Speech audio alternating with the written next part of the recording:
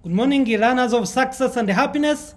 I'm very happy today to make a presentation on how to keep score in the game of life. How to keep score in the game of life. To delve further in the PDCA process, plan, do, check, and adjust, people who plan and do still have several parts left. For they must also check the results compared to the goal and make the needed adjustments.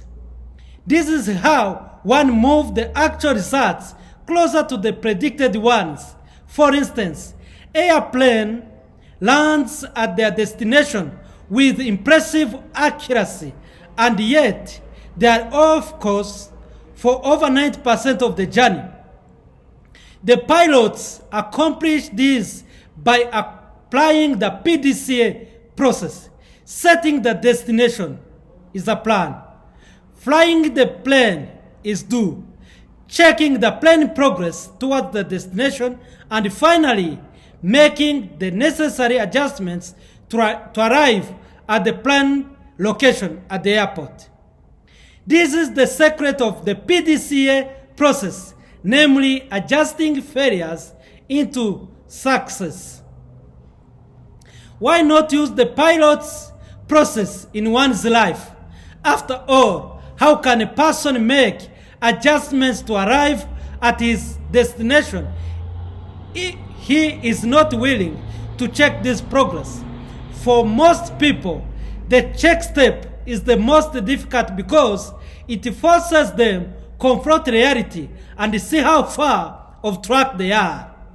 People fail act confronting reality by either becoming pessimistic when they see how much they still need to change, or simply refusing to confront reality and proclaiming themselves positive when in reality it's Pollyanna.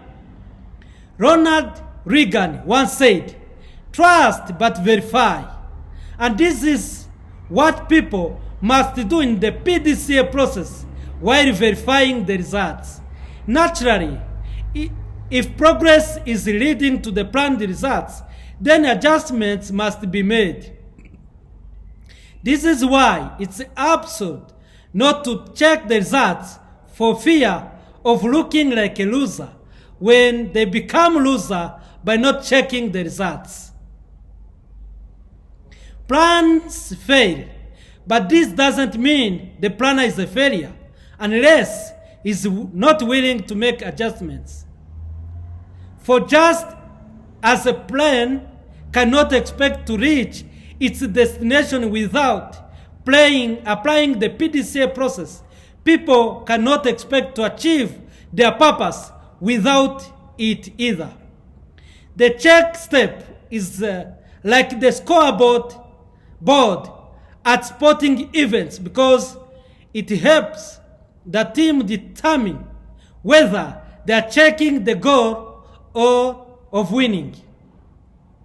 A person not checking the results, in other words, is like a team ignoring the scoreboard, for it's difficult to improve when not checking the scoreboard. A good coach consults the scoreboard and makes adjustments. In fact, coaches view halftime as an opportunity to make strategic adjustments to improve results in the second half. Likewise, leaders study the scoreboard to make adjustments in strategy. Nevertheless, many people who did not have the courage to plan and do strangely won't check the results to make adjustments. While addressing gaps in skills can be embarrassing, it's even worse to ignore one's gap and fail because of it.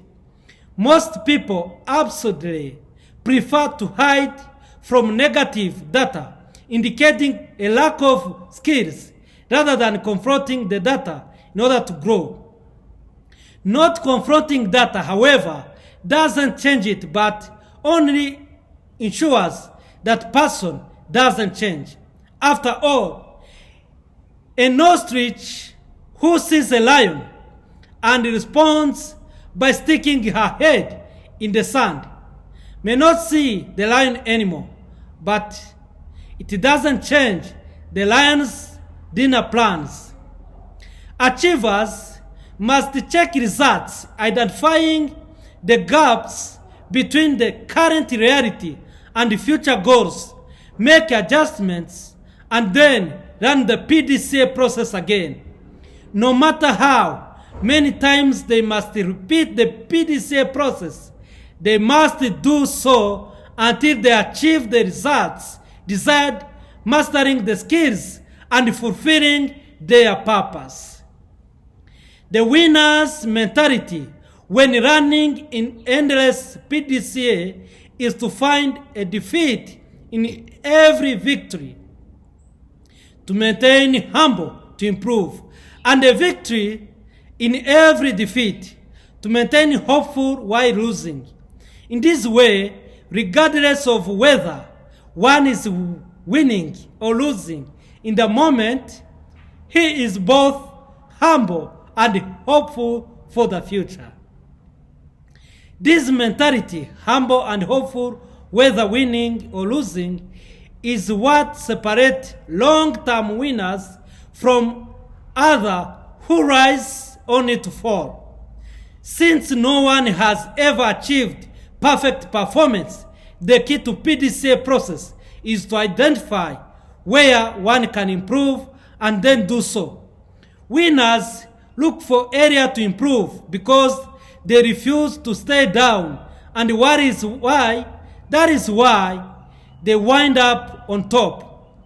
What area must you improve in order to master the skills necessary to achieve your purpose? Start improving today by applying the PDCA process. Plan, do, check, and adjust. Great leaders in the business, great leaders in sports, great leaders in volunteer communities, great political leaders study daily to identify what is going right and what is going wrong and suggest methods to improve. Afterwards, it's on the next PDCA in an ongoing progress of continuous improvement until one departs this earth. Naturally, it takes courage not to make adjustments, especially since most people value comfort over change, but leaders have the courage to change because they want to win. Success is practically assured when a person assumes responsibility for his personal development, improvement, progress. What makes PDCA such effective process is that it exposes a person's weaknesses to himself and a company weaknesses to the leadership team.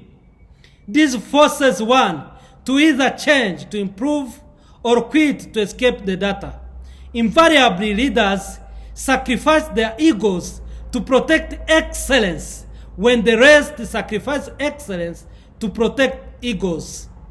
Success, then, is only for the few, not the talented few, but the courageous few, the only who deal in truth about themselves and their organizations.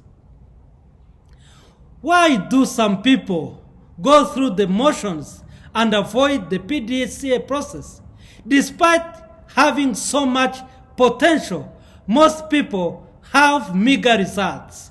The difference is simply mentality. Winners choose to suffer the pain of growth rather than live in mediocrity. The rest, on the other hand, avoid the pain of losing by blaming others. As noted, both winners and losers escape the pain of losing through creativity.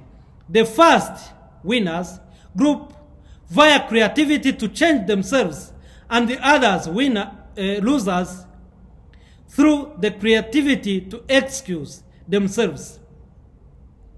One should remember that the pain of change is temporary, but the pain of regret is permanent. The good news, thankfully, is that a person can change off the road to regret and change his destiny at any time by determining self-delusions. Developing the scoreboard. Collins noticed the great companies continuously refined the path to greatness with the brittle facts of reality. The comparison companies studied, on the other hand, did not. This is why data is the best friend of great companies and the worst enemy of the others. Bill Gates once explained the data. The most meaningful way to differentiate your company from your competition, the best way to put distance between you and the crowd, is to do an outstanding job with information. How you gather, manage, and use information will determine whether you win or lose. Actually, gathering it isn't enough, because unless a company confronts what the data is communicating, it is still deceived. Collins described the phenomena. Indeed, we have found no evidence that the good to great companies have no more or better information than the comparison companies. None. Both sets companies have the virtually identical access to good information. The key then lies not in better information, but in turning information into information that can be ignored. Both points are valid for Gates' scoreboard, what he calls the digital nervous system. Is necessary because a company cannot confront the data it does not have. Still, having the data is not enough unless it's acted upon. This is the truth both personally and professionally. The saying, "In God we trust, all others must have data," drives home the importance of collecting the right data to make better decisions. Without the right data, a business or a person is concerned to rumors, opinions, and heresy. Is this how to run a successful business? Of course, no. Without the right data, emotion-based decisions will inevitably lead to a company into a great danger. Blame game and passing the buck. The first and most popular way that people escape the confrontation with brittle reality is to play a blame game. No one likes to lose, but when potential leaders blame others, they abdicate responsibility for the loss to avoid changing. Inevitably, however, if a person won't own his losses, he won't own any victories either. Real leaders cannot tolerate the thought of passively waiting for others to grow so they can. Leaders refuse to pass the buck in an effort to release the tension created by the pain of losing. For his tension is what generates the motivation to change. In fact, every minute spent blaming someone else for failure is one less minute spent leading. Don't fall for the self-delusion blame game. Instead, search for ways to be responsible, working on better skills rather than be better excuses. One can make $1 million or million excuses, but he cannot make both. One can make $1 million or million excuses, but he cannot make both. Moreover, if a person won't accept responsibility for his current results, then how can he change them. Coach Lou Holtz emphasized the person who has never made a mistake in his own mind, who obfuscates and attempts to deflect blame, is someone you should approach cautiously. Don't play the blame game, regardless of the temporary relief provided, because in the long run, it only produces self-deluded loser. Winning isn't worth it. The second way would be leader escape confrontation with brutal reality is denying victory is worth the sacrifice. They make statements like, well, I'm just not willing to work that harder. Or, I'm doing pretty good. Many people seem to forget that hard work is always given in today's competitive environment. Abundance seems to be increasing in society while happiness is decreasing. Two errors in attitude seem to attend the pursuit of happiness. First, people believe that by accepting mediocrity, they can enjoy peace and happiness. The second is the other side of the pendulum, where they believe material wealth alone can make them happy. Both extremes, in reality, steal a person true joy. The first with boring complacency, and the other with restless discontent. They are in making self the center of everything, rather than service to God and others. God is infinitely more concerned with a measure of your heart, not your things. True wealth is internal, and external wealth is simply an add-on blessing. The sacrifices made for others on the journey to success create person's worth, producing happiness, joy, long before the dream is obtained. Eliminate sacrifice from success, and one also kills the building of self-worth, emptying the dream's attainment of its true value. The truth is that happiness is not something to be pursued discreetly. Rather, it results indirectly from striving for a worthy goal, dream, of course. People who struggle for something significant, serving others in cause bigger than themselves, end up feeling the happiest, even though that wasn't the main goal. True success is the journey, not the destination, and happiness is the byproduct achieved in the pursuit of goal or dream bigger than oneself. Success boils down to apply the PDCA, plan, do, check, and adjust process to learn, grow, and achieve. No one truly arrives because the journey doesn't end until one passes away, and there is always more to learn on the journey. Naturally, people suffer setbacks in the PDCA, plan, do, check, and adjust process, but this only reveals false theories and actions in needed of more thinking and testing.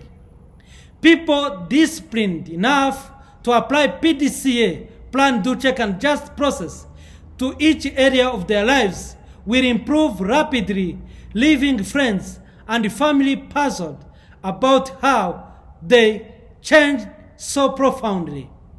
Sam Walton exclaimed, "I have made it my own personal mission to ensure that constant change is a vital part of the Walmart culture itself.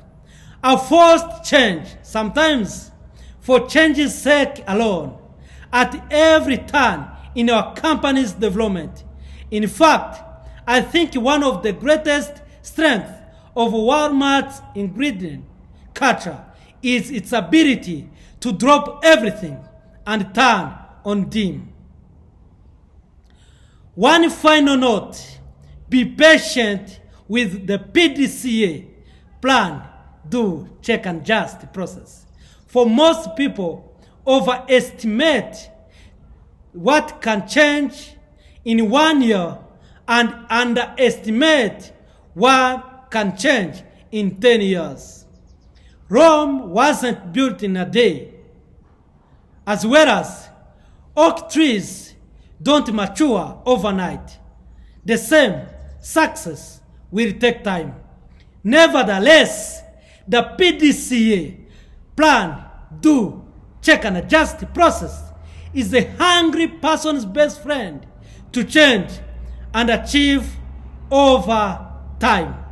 May God bless your journey to success and happiness while applying the PDCA process.